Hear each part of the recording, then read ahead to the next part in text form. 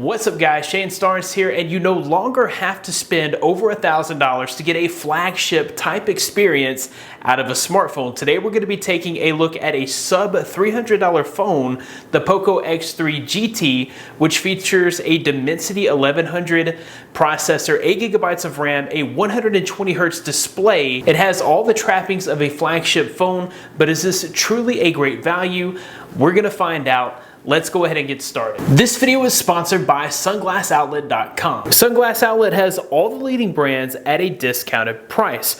From Ray-Bans to Oakleys to Gucci to Costa Del Mar and even Prada, there's something here for everybody. Brands featured on the site are 100% authentic. Sunglass Outlet also offers price match with any other online seller and free 2-day shipping on orders over $65. There's also free return shipping within 30 days, fast customer service via live chat and phone, and viewers of this channel get an additional discount using the code in the description below. Sunglass Outlet did send out several pairs of sunglasses.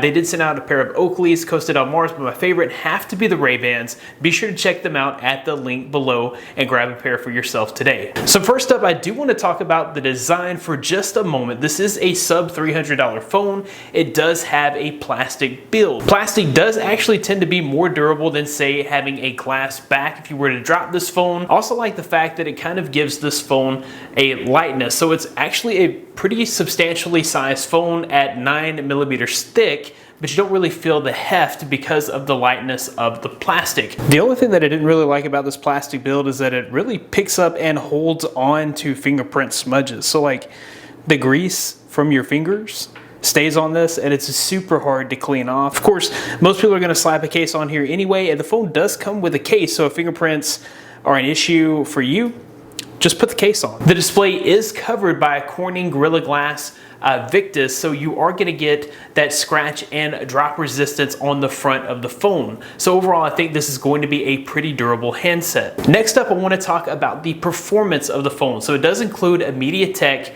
Dimensity 1100 and 8GB of RAM, and in my day-to-day use, I feel like applications load very fast, the UI scrolls smoothly, and I've been able to game with this phone without experiencing any lag or slowdowns, and that's for hours at a time. And I also noticed that the phone doesn't seem to heat up. I can play games on this phone for over an hour at a time, and I'm not experiencing any type of overheating, which is pretty incredible. The Dimensity 1100 is most comparable to a Qualcomm Snapdragon 865 processor, so this is a fully capable device and it's under $300. When we're talking about performance, RAM management is a pretty big component of performance. By default, I did find that this one was pretty aggressive when it comes to RAM management. So you're gonna find a lot of times that applications are totally shut down and have to reload from scratch, which can make the phone feel a little sluggish. However, that can be changed. So if we jump into the settings and we scroll down to battery, and then we go into our battery settings, and then if we scroll down to app battery saver, if you go to any of these applications, you can choose this no restrictions option.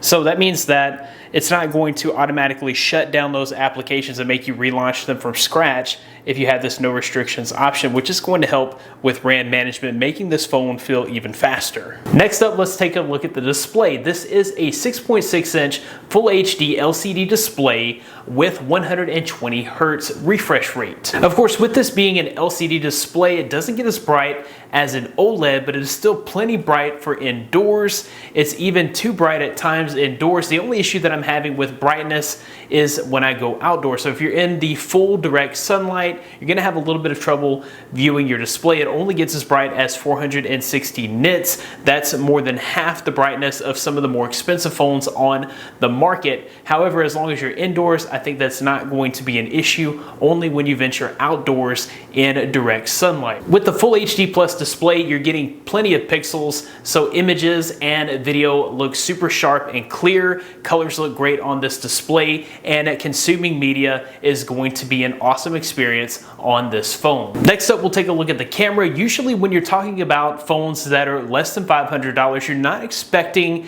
a great performance from the camera.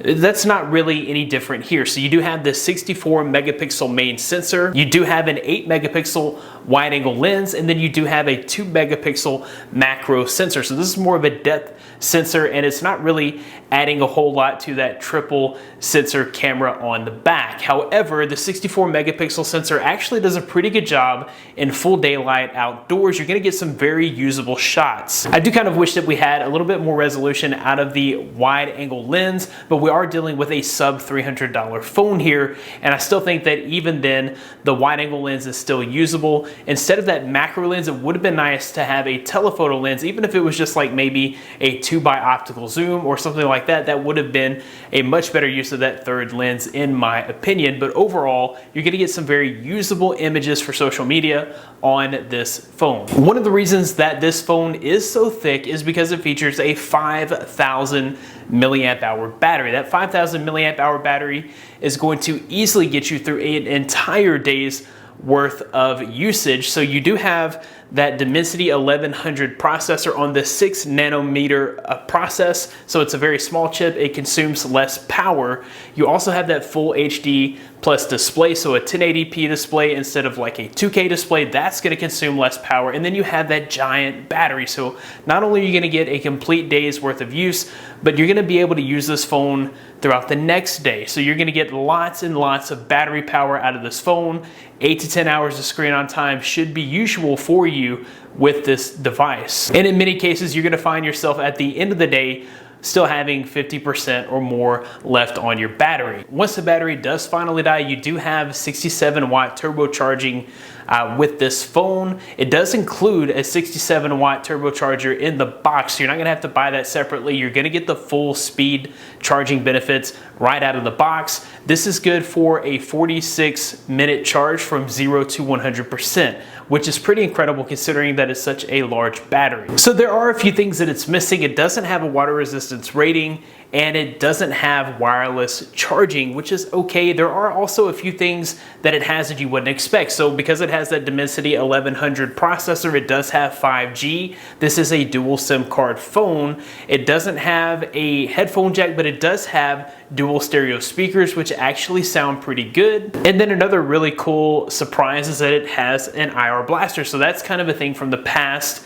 that I'm really glad that this has. So you can actually control things like your TV and your maybe your AC unit. There's all kinds of things that you can use this as a remote control for, and that's a really killer feature that hasn't been in a phone that I've used in at least 3 years. So I'm really glad that it does have that IR blaster. Overall, I think this is a really great option for under $300. You're getting great performance, you're getting a pretty decent display, you're getting a decent camera, you're getting really great battery life with super fast charging. At under $300, this is a pretty great value. What are your thoughts? Do you think that this is a good phone for the price point? Let me know in the comments below. That about wraps it up for this video. Thanks guys for watching. Be blessed. I'll see you in the next one.